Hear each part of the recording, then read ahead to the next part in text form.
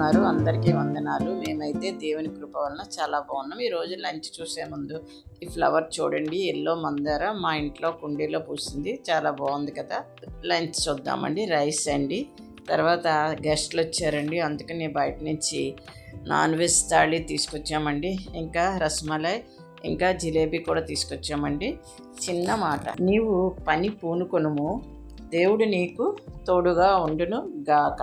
చూడండి, మనము ఒక అడుగు ముందుకేస్తే దేవుడు మనతో పాటు నడుస్తాడు. కొంతమంది దేవుడు ఉన్నాడు కదా అని ఏమీ చేయకుండా ఉంటారు.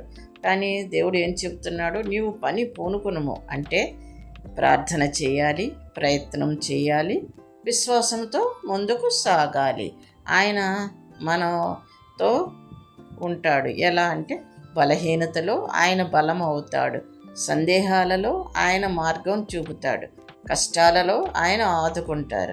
చూడండి, సొలొమోను చిన్నవాడు అయినప్పటికీ ఆయన దేవాలయం కట్టమని ధైర్యం ఇచ్చిన దేవుడు. అలానే మన పనిలో కూడా ఆయన మనకు తోడుగా ఉంటాడు.